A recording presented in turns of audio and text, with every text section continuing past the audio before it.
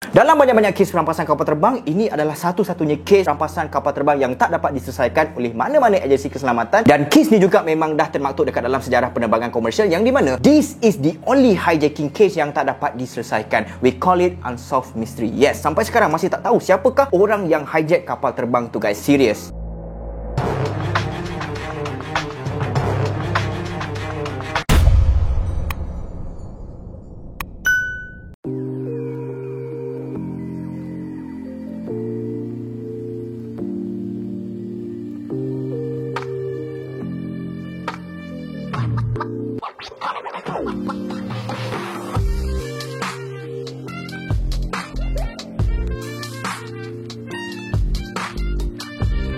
Assalamualaikum semua, welcome to Khairul Series. Apa khabar korang semua? Khairul harapkan korang semua berada dalam keadaan yang sihat sejahtera di samping keluarga tercinta. So, dalam cerita kali ni, Khairul nak ceritakan mengenai sebuah kes rampasan kapal terbang yang di mana kes ni korang akan kenal dengan panggilan DB Cooper. Actually, nama orang yang hijack tu dikenali sebagai Dan Cooper, tapi disebabkan wartawan ada buat silap masa interview dengan FBI, mungkin tersilap dengar atau tersilap tulis. Jadi, from Dan Cooper bertukar kepada DB Cooper. So, orang ramai akan tahu kes ni, especially orang-orang dekat US. Kau kenal tak Dan Cooper?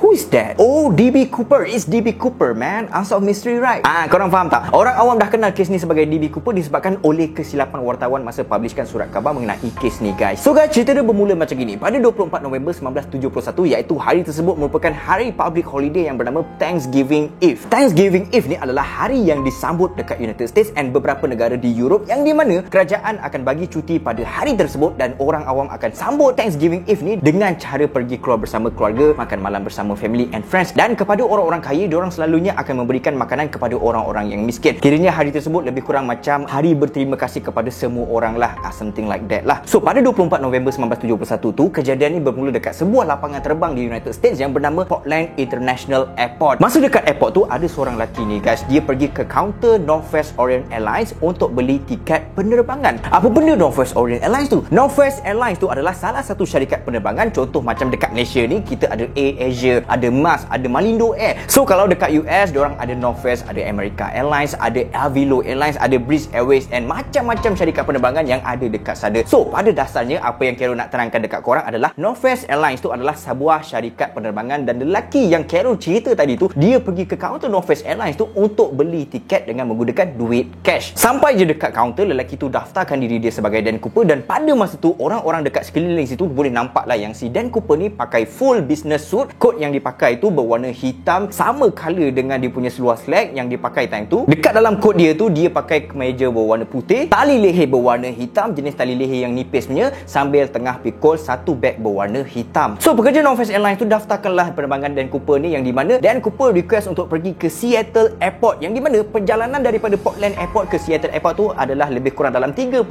minit macam gitu, guys. Bila pekerja tu dah settle apa semua, tiket pun diberikan kepada lelaki yang bernama Dan Cooper tu, guys, dan beberapa ketika selepas tu, kapal terbang pun dah nak berlepas, and semua orang yang nak pergi ke Seattle Airport tu dikehendaki untuk naik ke kapal terbang. Time tu, Dan Cooper dia pun masuklah ke dalam kapal terbang, and dia punya seat time tu bernombor 18E, yang di mana seat dia adalah barisan terakhir sekali dekat dalam kapal terbang tu, guys. Lepas je Dan Cooper tu duduk, dia pun order air 7up dan juga bourbon. Apa benda tu bourbon? Yang mana tak tahu bourbon tu apa? Bourbon ni adalah sejenis air minuman yang beralkohol, dan alkohol yang ada dekat dalam bourbon ni, guys, paling sikit ada 40% alkohol dekat dalam botol dia, guys. Alright, kapasiti yang ada dekat dalam kapal terbang tu adalah berjumlah 43 orang, guys. Ada 6 kru kapal terbang, iaitu pramugari, pramugara dan kapten kapal dan lain-lain, and ada 37 orang penumpang, guys. So, total dia adalah 43 orang yang ada dekat dalam kapal terbang tu. And then, bila semua penumpang dah masuk ke dalam kapal terbang, maka kapal terbang pun berlepas pada pukul 2.50 petang, guys. And selepas kapal terbang dah berada dekat atas udara, time ni lah si lelaki yang bernama Dan Cooper tu melakukan tindakan dia yang pertama, guys. Time tu, si Dan Cooper tu pergi panggil seorang pramugari ni, and nama pramugari tu adalah Florence Schaffner.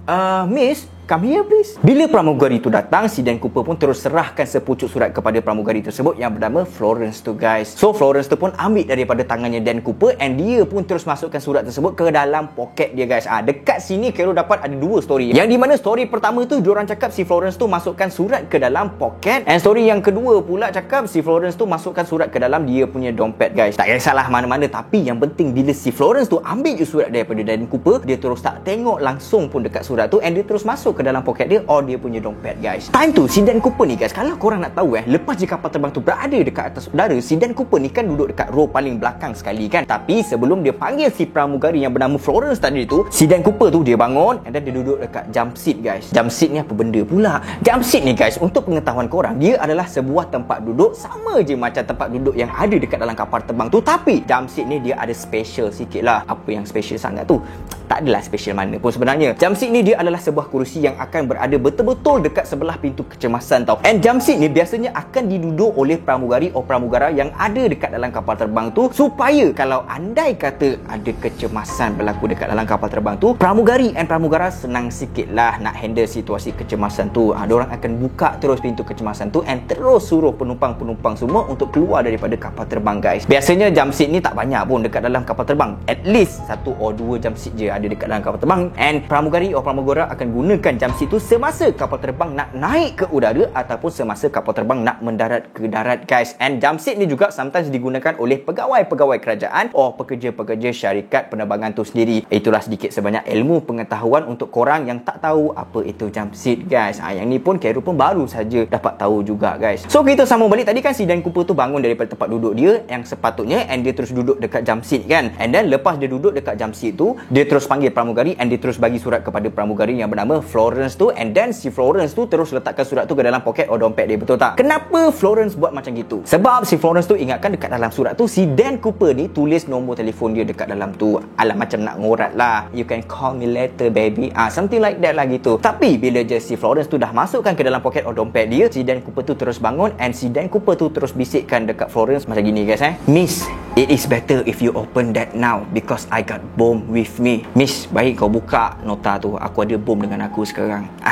Florence time tu terus pandang mukanya Dan Cooper and terus terdiam sejenak babe. Macam betul ke siap dia ni? Sebab tadi kan si Florence tu ingatkan surat tu ada nombor telefon si Dan Cooper dekat dalam tu. Lepas tu bila si Dan Cooper tu bisik dekat dia macam gitu, dia jadi macam mindfuck gila lah. What the fuck, bom? Si Florence tu tak tunggu lama, dia terus keluarkan balik nota yang si Dan Cooper bagi kat dia tu, and dia simpan tu kan. Dia keluarkan balik tu, lepas tu dia buka nota tu. Dalam nota tu bertulis, Miss, saya ada bom dekat dalam beg bimbit saya dan saya nak awak duduk dekat sebelah saya. So Florence pun terus ikutkan apa yang ditulis dekat dalam surat tu, and Florence bagi balik surat tu kepada Dan Cooper dan dia terus duduk dekat sebelah Dan Cooper. Time ni Florence ni terus minta kepada si Dan Cooper tu untuk tunjukkan bom yang si Dan Cooper tu maksudkan tadi dekat dalam surat tu, and then Dan Cooper pun angkatlah beg dia. Dia pun buka, memang ada bom yang berbentuk macam silinder, and silinder tu berwarna merah guys. Ada 4 biji dekat dalam begnya si Dan Cooper tu, and memang nampak tau wayang-wayang yang bersilat dekat dalam beg tu, and bateri pun ada sekali dekat dalam tu. So memang nampak bom lah. Jadi Florence clarified kan bom tu sebagai dynamite disebabkan bentuk dia yang silinder and ada 4 biji guys. Bila si Florence dah tengok bom tu, Dan Cooper pun terus tutup beg bimbit dia and bagi tahulah permintaannya, apa yang si Dan Cooper tu minta. Dia kan hijack kan. So si Florence pun terus keluarkan pen dengan kertas and terus tulis beberapa permintaan yang di-request oleh Dan Cooper, and lepas dia dah habis tulis tu, Florence pun terus bangun and masuk ke dalam kokpit untuk bagi tahu kepada kapten kapal yang bernama Captain Scout guys. Okay, sekejap Kero rasa korang tahu kot apa itu kokpit. Mana yang tak tahu tu apa itu kokpit? Kokpit ni guys, dia adalah satu tempat ataupun satu bilik yang khas untuk pilot kontrol kapal terbang. Biasanya kokpit ni berada dekat dalam bahagian depan kapal terbang, and nama lain bagi kokpit tu adalah flight deck. So kalau orang panggil flight deck kokpit tu, maksud dia sama je guys. So kita sambung balik. So bila Florence dah bagi tahu kepada Captain Scout pun suruh si Florence tu untuk duduk dekat dalam kokpit sampai kapal terbang mendarat. Lagi tak mendarat, si Florence tu tidak dibenarkan untuk keluar daripada kokpit. Tak tahulah kenapa Captain Scott tak bagi Florence untuk keluar. Kemungkinan Florence terkejut dengan situasi yang diorang tengah hadapi tu. Mungkin si Florence tu terkena anxiety attack atau terlalu takut. Mungkin Kero dah cari kenapa Captain Scott suruh dia duduk dekat dalam kokpit tu, tapi tak jumpa kenapa. And then Captain Scott terus hubungi syarikat penerbangan dia iaitu Northwest Airlines yang berada dekat Minnesota, and terus bagi tahu dekat dalam kapal terbang diorang sekarang ni ada hijacker, and hijacker tu minta $200,000 bersama-sama dengan 4 payung terjun guys. Disebabkan Florence dekat dalam kokpit, Captain Scott mengarahkan seorang lagi pramugari yang bernama Tina McClough untuk jadi orang tengah antara Dan Cooper dengan kru kapal. So Tina pun datang, and masa Tina tu dah duduk dekat sebelah Dan Cooper ada buat beberapa request lagi, iaitu diorang punya penerbangan tu kan daripada Portland ke Seattle, betul tak? So bila dah sampai dekat Seattle nanti, dia suruh semua penumpang dekat dalam kapal terbang tu untuk duduk dekat dalam kapal terbang bila dah mendarat nanti. Jangan keluar dulu. And dia suruh duit yang dia minta tadi tu, $200,000 tadi tu, dibawa naik ke kapal terbang bersama-sama dengan payung terjun, and minyak kapal terbang perlu diisi sepenuhnya. Kasih full lah, full tank. So semua yang di request oleh Dan Cooper tu pun dibawa ke kokpit, dan Captain Scott terus bertindak dengan menghubungi kawalan trafik udara di Seattle Airport berkenaan dengan situasi yang diorang tengah hadapi tu. Tadi dia call dia punya office dia, kan baru dia call menara kawalan, guys. And bila airport dah terima laporan daripada Captain Scott, diorang pun terus call polis dan juga FBI. Time tu keadaan dekat dalam kapal terbang tu tak adalah panik mana pun, sebab semua penumpang tak tahu pasal situasi yang diorang tengah hadapi sekarang tau. Yang tahu hanyalah kru kapal je, guys. So situation dia just macam biasa je, like a normal situation. Macam relax je. So bila diorang dah sampai dekat Seattle, tiba-tiba kru kapal buat announcement yang di mana kapal terbang yang diorang naik sekarang ni tak boleh nak mendarat disebabkan ada isu teknikal yang kecil je.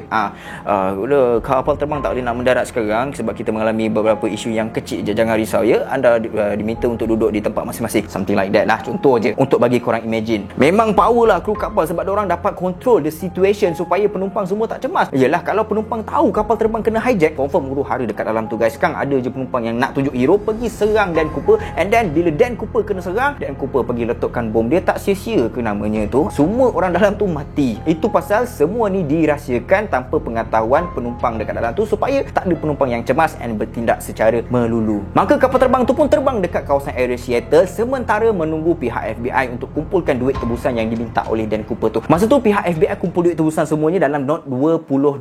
So Cooper minta $200,000 kan. Maka FBI kena kumpulkan 10,000 keping duit $20, and nombor siri yang ada dekat semua duit tu bermula dengan huruf L, dan semua nombor siri tu direkodkan. Kenapa buat macam itu? Sebabnya kalau buat macam gitu, FBI lagi senang nak detect keberadaan Cooper. Andai kata Cooper gunakan duit tu nanti, lagi senang nak tangkap lah, senang cerita. Itu pasal FBI letak nombor siri tu dekat depan dia tu huruf L, dan juga semua nombor siri tu direkodkan, guys. So sementara nak tunggu untuk mendarat tu, si Cooper tu suruh pramugari yang bernama Tina tu untuk duduk dekat sebelah dia, and diorang pun borak-borak macam biasa je lah. Si Cooper tu tak ada langsung menunjukkan reaction macam orang jahat tau, guys, macam orang yang kejam ke, tak ada. Sebab masa Tina dengan Cooper tu berbual, diorang berbual macam member-member je. Santai je. Si Tina tu siap boleh tanya dekat Cooper macam gini, guys. Kenapa Encik pilih Northwest Airlines untuk buat hijacking? Kenapa tak hijack kapal terbang syarikat penerbangan yang lain? Tina tanya macam tu lah dekat si Cooper tu kan. Cooper tu siap jawab macam gini, saya tak dendam dengan syarikat penerbangan awak ni, tapi saya berdendam. Dia cakap dia tak dendam dengan company airlines tu, tapi dia berdendam, tapi tak pasti dia berdendam dengan siapa. Dia saja cakap macam itu mungkin sebab nak buat ada-ada cerita je, guys. Mungkin nak mengelirukan orang yang menyiasat kes ni nanti. Yelah, kalau si Cooper tu terlepas, confirm kes ni akan disiasat dengan gila-gila punya. So kalau dia cakap macam itu, orang yang siasat kes ni akan sibuk pergi cari musuh-musuh Northwest Airlines yang lain. Kenapa? Sebab Dan Cooper dah sebut yang dia berdendam. Statement berdendam tu boleh dijadikan sebagai satu bukti yang kukuh, guys. Kau nampak tak lagi situ? Padahal sebenarnya tak ada pun, tak ada kaitan langsung pun. And benda ni pun lagi senang lah si Dan Cooper tu untuk terlepas. So korang faham Tapi this is just a theory je, guys. Pada pukul 5.24 petang, menara kawalan airport Seattle call Captain Scott. Captain Scott, kita dah berjaya kumpulkan semua yang diminta oleh hijacker. Captain dah boleh turun lah sekarang. So Captain Scott pun terus tanya dekat Cooper. Kenapa tanya dekat Cooper? Yelah, sekarang ni kan kapal terbang diorang tu kan kena hijack dengan Cooper. So apa-apa tindakan yang Captain Scott nak buat, semuanya kena tanya dengan Cooper tu. Kalau tak, si Cooper tu pergi letukkan bom tu. Dah tanya je nanti. Memang kena tanya dengan si Cooper dululah kalau nak buat apa-apa kan. Sir, boleh tak kalau kita mendarat sekarang? Lepas tu Cooper pun cakap, boleh. Maka kapal terbang pun terus mendarat ke lapangan terbang, tapi jauh daripada pintu utama dia, guys. And time tu Cooper pun hanya bagi seorang je wakil yang datang untuk hantar duit tebusan dengan payung terjun ke kapal terbang, guys. Orang lain semua tak boleh dekat dengan kapal terbang, and Cooper arahkan si Tina tadi tu untuk ambil duit tebusan dan payung terjun yang disediakan oleh wakil yang hantar tadi tu, guys. Lepas Tina dah ambil semua tu, Cooper pun arahkan penumpang untuk keluar daripada kapal terbang, and maka yang tinggal hanyalah 6 orang kru kapal dan termasuk Cooper, 7 orang lah dekat dalam kapal terbang tu, guys. Lepas dah settle apa semua, lepas dah isi minyak apa semua tu, kapal terbang pun berlepas semula ke udara, sementara ada tangga di bahagian belakang kapal terbang yang masih attach dekat kapal terbang time tu, guys. Tangga untuk turunkan penumpang tu, korang tahu kan? Tangga tu masih lagi attach dekat belakang kapal terbang masa kapal terbang tu naik ke udara tau. Dekat udara pun masih ada lagi. So diorang sepatutnya kena mendarat dekat Reno tau, guys, sebab minyak tak cukup untuk meneruskan perjalanan. perjalanan. Tapi sebelum nak mendarat tu, tangga yang ada dekat dalam kapal terbang tu kena dilepaskan dulu tau. Barulah diorang boleh mendarat dengan selamat. Lagi tak turunkan tangga tu, diorang tak boleh nak mendarat guys. Dia macam gini kalau nak turunkan tangga tu, diorang kena buka pintu, and time tu tekanan udara mesti kuat gila lah bila dekat atas sana kan. Bila tekanan udara kuat gila, orang-orang yang ada dekat dalam kapal terbang tu senang untuk disedut keluar. So cerita dia, time tu tak ada seorang pun kru kapal yang berani untuk turunkan tangga tu guys. So no choice, Cooper cakap dengan diorang, tak apalah, biar aku yang buat. Maka semua kru kapal duduk dekat dalam kokpit, pintu kapal terbang pun dibuka, and pam, Cooper terus lompat keluar daripada kapal terbang. And that is the last time lah diorang jumpa dengan Cooper. Si Cooper tu tak turunkan pun tangga tu guys, tapi dia pergi lompat keluar daripada kapal terbang tu. Kira macam dia kencing dia, sebab dia cakap dia nak turunkan tangga tu, tapi dia pergi lompat. So situation sekarang ni macam mana? Kalau tak turunkan tangga tu, diorang kemungkinan akan menghadapi masalah yang besar bila mendarat nanti. So no choice juga, Captain Scout terpaksa buat kerja gila. Dia mendarat je dekat Reno tu. Bila sampai kat Reno, dia mendarat je macam biasa, and finally diorang berjaya mendarat, alhamdulillah lah. So sampai je dekat Reno tu, FBI terus serbu masuk ke dalam kapal terbang and check semua kawasan dekat dalam kapal terbang tu, and mendapati tak ada bom dekat dalam tu, and diorang semua disahkan selamat guys. Tak ada apa-apa, sebarang kematian tak ada kemalangan jiwa, tak ada apa semua guys. Beratus-ratus orang diinterview untuk mendapatkan keterangan daripada saksi. Beratus-ratus jalan dibuat blok satu negara US, dan seramai 800 suspek ditangkap berkaitan dengan kes tu. Tapi tak ada seorang pun yang matching dengan bukti yang ada dan juga gambaran-gambaran daripada saksi guys. Kemungkinan besar kepada kes ni adalah orang-orang yang profesional menggunakan payung terjun dan orang yang expert pasal kapal terbang. So perkara ni dirumuskan kepada bekas-bekas tentera yang bermasalah. Suspek yang paling boleh dikaitkan dengan kes ni ada 15 orang, tapi yang paling rapat dengan bukti adalah Theodore Burdett Braden Jr. Dia adalah seorang askar yang pernah berperang ketika Vietnam War. Dia seorang yang sangat expert dalam bidang payung terjun dan banyak kali ditugaskan dalam operasi sulit, kita biasa panggil sebagai classified operation. Pada Disember 1966, Braden tinggalkan unit dia dan pergi ke Kongo untuk pergi sebagai tentera upahan. Tapi tak lama je guys, sebab dia berjaya ditangkap oleh CIA dan dibawa pulang ke US dan dibicarakan dekat mahkamah tentera guys. Keputusan mahkamah ke atas Braden masa tu, dia tak dikenakan apa-apa hukuman, cuma dia diberhentikan dan dilarang untuk menyertai bidang ketenteraan. Daripada segi fizikal, saksi menyatakan Cooper punya ketinggian adalah 178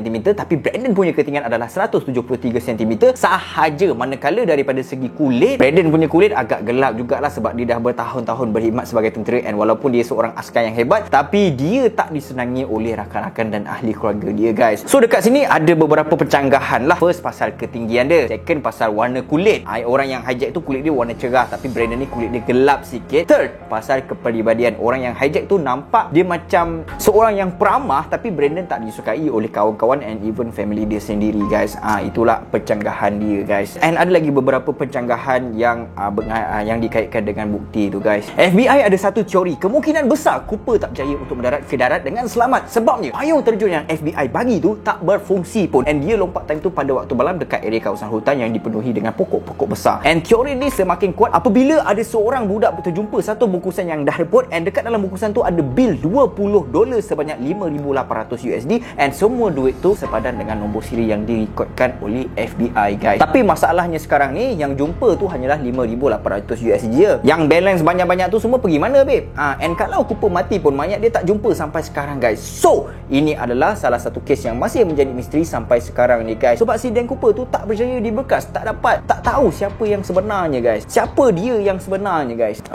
And ada lagi satu teori, kemungkinan even FBI bagi payung terjun yang tak betul, tapi disebabkan mungkin dia ada kepakaran kepada payung terjun tu, dia ada kepakaran mengenai payung terjun tu, dia boleh betulkan payung terjun tu. Kau faham tak? Tapi tak sure lah pasal teori tu guys. Wallahualam. So kalau korang nak request apa-apa, korang boleh DM Khairul dekat Insta guys. Thank you so much. Assalamualaikum. See you next time.